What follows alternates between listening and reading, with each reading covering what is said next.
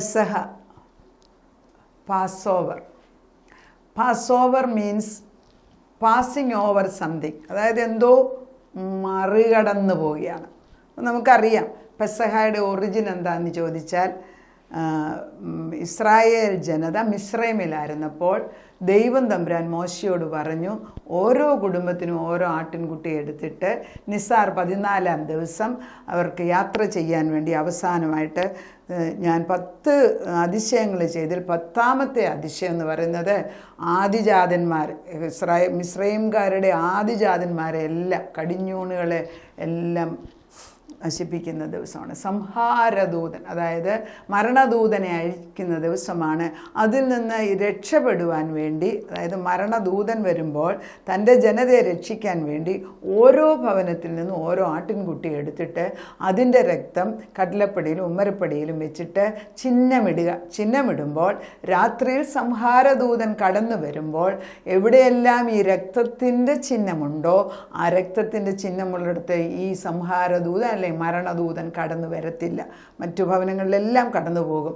അങ്ങനെ ഇസ്രായേൽ ജനത അത് ചെയ്യുകയും ഓരോ ഭവനത്തിൽ അത് ചെയ്തിട്ട് അവർ മാർക്കിട്ടു. അതപ്പം എല്ലാവരും ഭവനത്തിനകത്തായിരിക്കണം. എന്ത് സംഭവിച്ചു? രാത്രിയിൽ സംഹാരദൂതൻ വരികയും മിസ്രൈമിൻ്റെ ഫറോൻ്റെ ആദിജാതൻ തൊട്ട് മൃഗങ്ങളുടെ എല്ലാത്തിൻ്റെ ആദിജാതൻ മരിക്കുകയും അവിടെ വലിയ നിലവിളി ഉണ്ടാകുകയും അതോടുകൂടി ഫറോൻ്റെ കഠിന ഹൃദയം മാറിയിട്ട് തൻ്റെ ജനതയെ അവിടുന്ന് വിട്ടയക്കുന്നതാണ് പാസിങ് ഓവർ.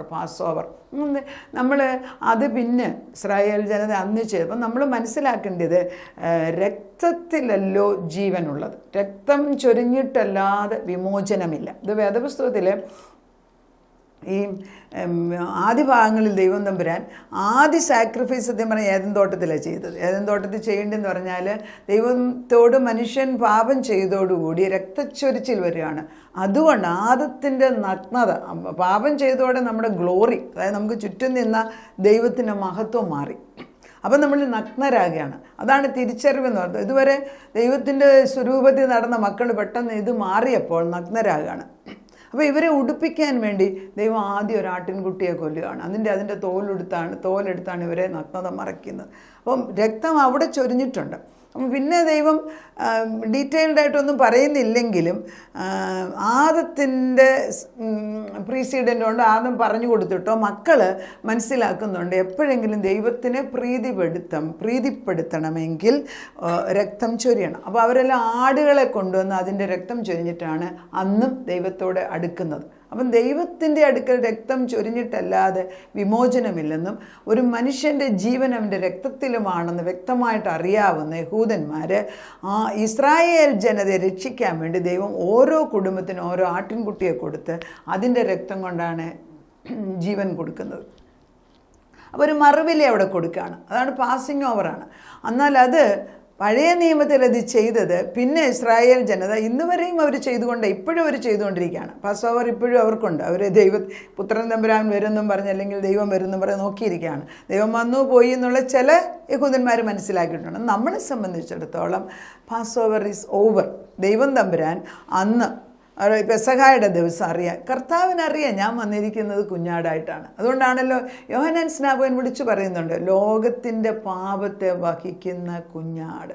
നമുക്ക് ഈ പാപഭാരം എന്ന് പറയുന്നത് ചെറുതല്ല. അതെങ്ങനെയാകാം? ഒന്നുമില്ല, ദൈവത്തോട് പാപഭാരം എന്ന് സിമ്പിളായിട്ട് ദൈവത്തോടുള്ള അകന്നുള്ള ജീവിതമാണ്. ദൈവത്തോടകന്നുള്ള ജീവിതം എന്ന് പറയുന്നത്, അതായത് വേരിൽ നിന്ന് മാറി നിന്ന് നമ്മൾ തന്നെത്താനെ ഉണ്ടാക്കി ജീവിക്കുക. അതൊരിക്കലും പുഷ്ടി പിടിക്കുന്നില്ല. അതുകൊണ്ടാണ് നമ്മൾ കിടന്ന് കഷ്ടപ്പെടുകയാണ്. ഈ പലരും ചെറുപ്പക്കാർ ക്രിസ്ത്യാനികളായിട്ട് ജീവിക്കുന്നവർ തന്നെ കുറച്ച് കഴിയുമ്പോൾ ദൈവത്തിൽ നിന്ന് മാറിയിട്ട് അവർ തന്നെത്താനെ ജോലിക്ക് പോകും, ബിസിനസ് ചെയ്യും, അവർ പക്ഷെ കുറച്ച് കഴിയുമ്പോൾ അവർ ദൈവത്തിൽ നിന്ന് ആ ഒരു കണക്ഷൻ വിടുന്നതിനാൽ അവരുടെ ബ്ലെസ്സിങ്സ് പണം ഉണ്ടാക്കും, പക്ഷെ ഒരിക്കലും അതുകൊണ്ട് സന്തോഷം ഉണ്ടാകുന്നില്ല. അത് വളരെ ദുഃഖകരമായ അവസ്ഥയാണ്.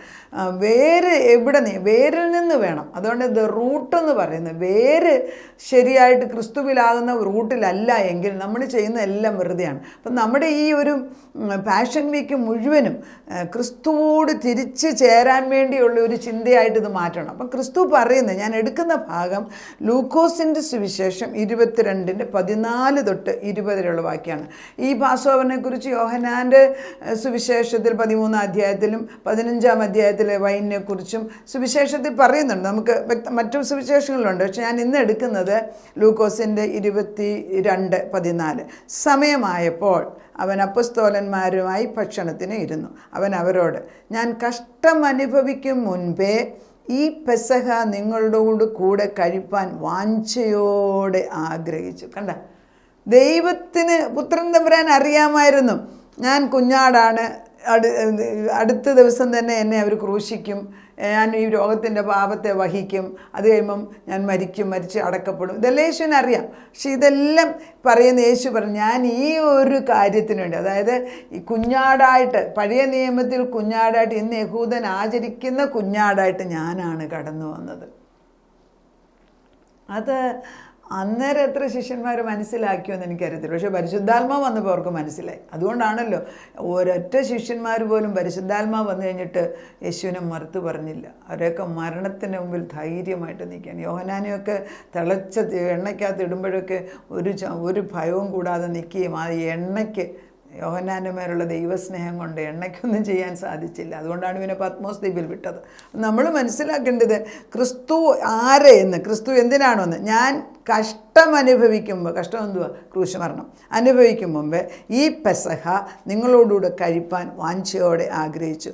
അത് ദൈവരാജ്യത്തിൽ നിവൃത്തിയാകുവോളം ഞാനതിന് കഴിക്കയില്ല എന്ന് ഞാൻ നിങ്ങളോട് പറയുന്നു. ദൈവരാജ്യത്തിൽ നിവൃത്തിയാണ്. അപ്പോൾ അവിടെ 4 കപ്പുണ്ട്. 4 കപ്പുകൾ എന്ന് പറയുമ്പം ക്രിസ്തു പെസഹായ്ക്ക് 4 കപ്പിനകത്ത് വീഞ്ഞെടുത്ത് വെച്ചിരിക്കുകയാണ്.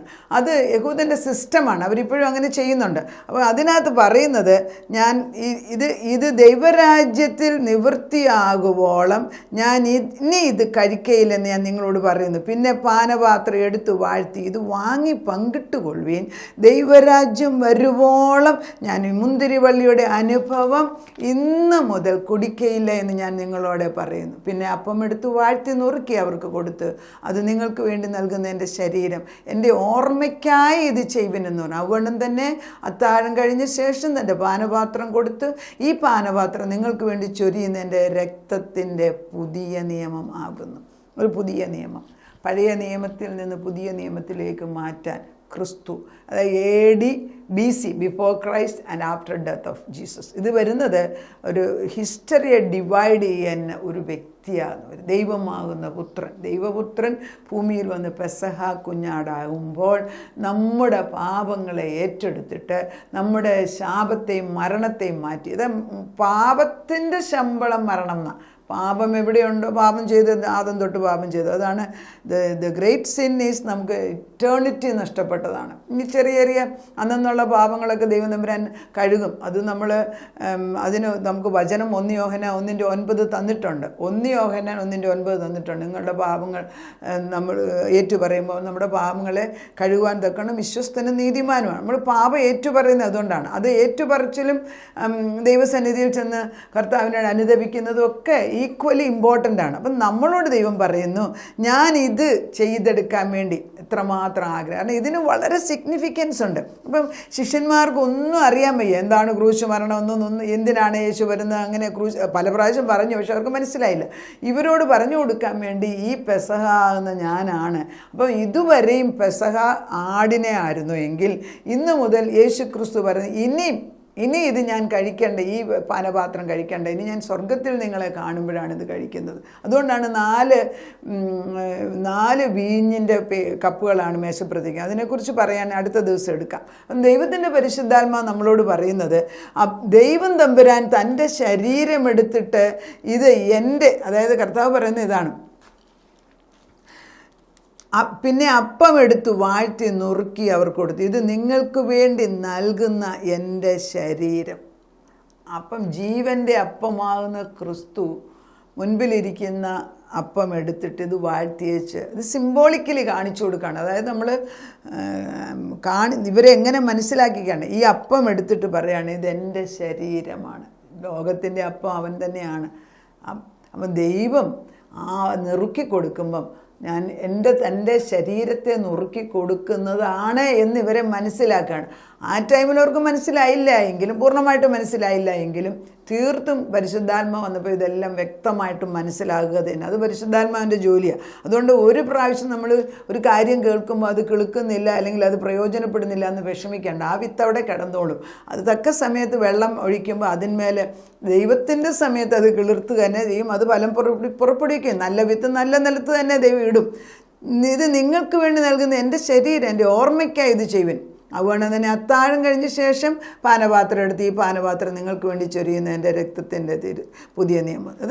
ഇത് ഈ പെസഹ ആചരിക്കണമെന്നും പെസഹ എങ്ങനെ ചെയ്യണമെന്നും എല്ലാം കർത്താവ് സാധാരണ ഇവിടെയാണ് നമ്മൾ മനസ്സിലാക്കുന്നത്. ശിഷ്യന്മാരെ ഇതിനു മുമ്പുള്ള ഭാഗത്തിൽ ശിഷ്യന്മാരോട് പറയുകയാണ്, നിങ്ങൾ പോയിട്ട് പെസഹ ഒരുക്കുവീൻ. പെസഹ ഒരുക്കുന്നതിന് എവിടെയാണ് ഒരുക്കേണ്ടതെന്ന് അറിയാമോ?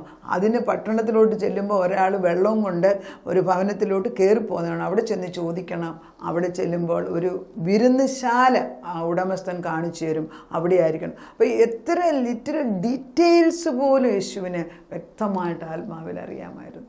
അവിടെ ചെല്ലുമ്പോൾ ആ വിരുന്നുശാല ഒരുക്കി അവിടെ വെച്ചാണ് അവർ ദ ചോസൻ എന്ന് പറഞ്ഞൊരു പുതിയ ഇപ്പോൾ യേശു ക്രിസ്തുവിൻ്റെ എപ്പിസോഡ് ഇപ്പോൾ നല്ല ഭംഗിയായിട്ട് സിനിമയായിട്ട് വരുന്നുണ്ട്. The passion of Christ. അത് നേരത്തെ വന്നതാണ്, മെൽ ഗിബ്സൻ്റെ. അതൊക്കെ നമ്മൾ കാണുമ്പോൾ ഈ യേശു ക്രിസ്തുവിൻ്റെ ഈ പെസഹായും ക്രൂശുമരണമൊക്കെ എത്ര ഡീറ്റെയിൽഡായിട്ട് അവരത് ആ നിത്യജീവിതത്തിൽ എങ്ങനെയാണ് ചെയ്തതെന്ന് കാണിക്കുന്നുണ്ട്. അതൊക്കെ കാണുമ്പോൾ നമ്മൾ യേശുവിൻ്റെ കൂടെ ഇരുന്ന് അനുഭവിക്കുന്ന ഒരു പ്രതീതിയാണ് അതിനുവേണ്ടിയാണ് നമ്മൾ ഈ ചർച്ചുകളിലും സഭകളിലുമൊക്കെ ഈ ക്രൂശു മരണത്തിൻ്റെ ഭാഗങ്ങൾ ചിലർ ഇനാക്ട് ചെയ്ത് കാണിക്കും, ചിലർ വചനത്തിൽ കൂടെ കാണിക്കും, ചിലർ ഒന്നിച്ചിരുന്ന് ഉപവസിച്ച് ഇതിനെക്കുറിച്ച് പറഞ്ഞ്. ഇതൊക്കെ നമ്മൾ മനസ്സിലാക്കേണ്ടത് ഏതെങ്കിലും തരത്തിൽ ഈ സത്യം മനസ്സിലാക്കി ഏത് ലെവലിലാണ് മനസ്സിലാക്കിക്കേണ്ടതെന്ന് ദൈവത്തിനറിയാം. പക്ഷെ നമ്മൾ പറഞ്ഞു കൊടുക്കുക എന്നുള്ളത് നമ്മുടെ ആവശ്യമാണ്. അപ്പോൾ ലൂക്കോസിൻ്റെ സുവിശേഷം പറയുന്നത് the sacrifice that the juice, അതായത് ഈ ഈജിപ്തിലെ തൻ്റെ ജനതയെ രക്ഷിക്കാൻ വേണ്ടി കുഞ്ഞാടിന് പകരമായിട്ട് ഒരു പകരക്കാരൻ ഇന്ന് ലോകത്തെ മുഴുവനും രക്ഷിക്കാൻ വേണ്ടി യേശു ക്രിസ്തു ലോകപാപത്തെ വഹിക്കാൻ വേണ്ടി ഒരു കുഞ്ഞാടായിട്ട് നമ്മുടെ മുമ്പിൽ നിൽക്കുകയാണ്. അതുകൊണ്ടാണ് എൻ്റെ ശരീരത്തെയാണ് ഞാൻ നിങ്ങൾക്ക് തരുന്നത്, എൻ്റെ രക്തമാണ് ഞാൻ നിങ്ങൾക്ക് തരുന്നത്.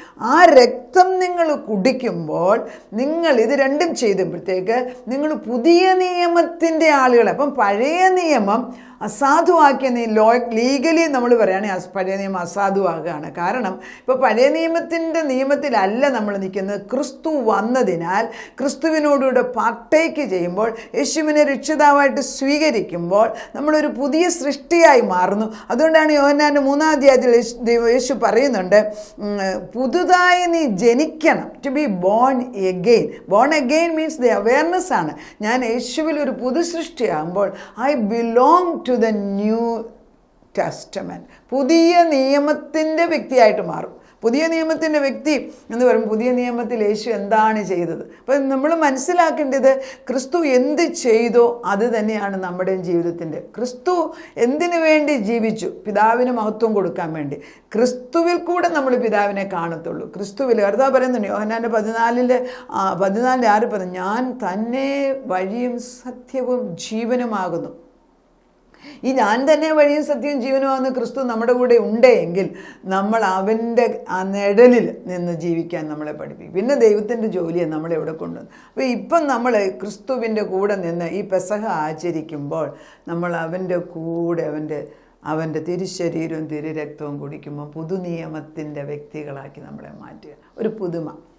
ഒരുവൻ ക്രിസ്തുവിലാകുമ്പോൾ അവനൊരു പുതിയ സൃഷ്ടിയായി. ഈ അവയർനെസ് യേശു വന്നത് ഈ ക്രൂശുമരണവും പെസഹായും ഒക്കെ ചെയ്തില്ലായിരുന്നെങ്കിൽ മനുഷ്യൻ്റെ സ്ഥിതി എത്രയോ നാശകരമായി പോയേനെ ഇല്ലേ?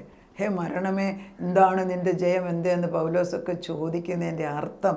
അത് 3-ാം സ്വർഗം കണ്ട് യേശുവിനെ നേരിട്ട് കണ്ട പൗലോസൊക്കെ പറയുന്നതിൻ്റെ ആ ബലം ആ യേശുവിൻ്റെ ക്രൂശുമരണത്തിൽ ചൊരിഞ്ഞ രക്തവും തന്ന ശരീരവുമല്ലേ. അതല്ലേ നമ്മൾ ഇന്നും കുർബാനയായിട്ടും തിരുവത്താഴമായിട്ടും നമ്മൾ ആചരിക്കുന്നത്. ഓരോ രീതിയിൽ ഓരോ സഭകൾ ചെയ്യുന്നത്. പക്ഷേ എല്ലാത്തിൻ്റെയും സത്യമർമ്മം ഒന്ന് തന്നെയാണ്. യേശു ക്രിസ്തുവാണ് കുഞ്ഞാടായിട്ട്, പെസഹ കുഞ്ഞാടായിട്ട് വന്നത്. അവൻ നമ്മുടെ കൂടെ നിൽക്കുകയാണ്. നമുക്ക് പ്രാർത്ഥിക്കാം. നാഥ, തിരുസന്നിധിയിലേക്ക് ഞങ്ങളെ ഏൽപ്പിക്കുകയാണ്.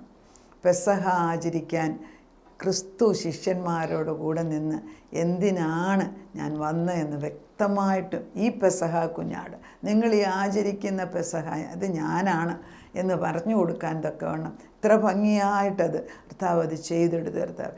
എന്നിട്ടും അവർക്ക് ആ സമയത്ത് മനസ്സിലായില്ല. ഞങ്ങളും ആ കൂട്ടത്തിൽ തന്നെയാണ് കർത്താവ്. പലപ്പോഴും ഞങ്ങൾക്ക് മനസ്സിലാകത്തില്ല. എന്നാൽ പരിശുദ്ധാത്മാവ് വരുമ്പോൾ ഇതിൻ്റെ സത്യങ്ങൾ വ്യക്തമായിട്ട് മനസ്സിലാക്കി ഞങ്ങളുടെ അന്തരാത്മാവിനെ ബലപ്പെടുത്തിയിട്ട് യേശു എന്താണ് ചെയ്തതെന്ന് അവനവൻ്റെ ബോധത്തിൽ നമ്മൾക്ക് ആന്തരികത, നമ്മുടെ പ്രാണൻ, നമ്മുടെ ദേഹം, ദേഹി, ആത്മ ഒരുപോലെ മനസ്സിലാക്കി കഴിയുമ്പം നിന്നോടുള്ള വിശുദ്ധ സ്നേഹം കടന്നു വന്നിട്ട് പിന്നെ അപ്പച്ചൻ പറയുന്ന കൽപ്പനകൾ ചെയ്യുന്നത് പ്രയാസമല്ല. നിന്നെപ്പോലെ ആകുക, യേശുവിനെ പോലെ ആകുക എന്നാണ്. യേശുവിനോളം വളരുക, തലയോളം വളരുക. അത് യേശു അല്ലാതെ ആരും പറയുന്നില്ല. യേശു പറയുന്നുണ്ട്, ഞാൻ ചെയ്തതിൽ കൂടുതൽ നിങ്ങൾ ചെയ്യുമെന്ന്.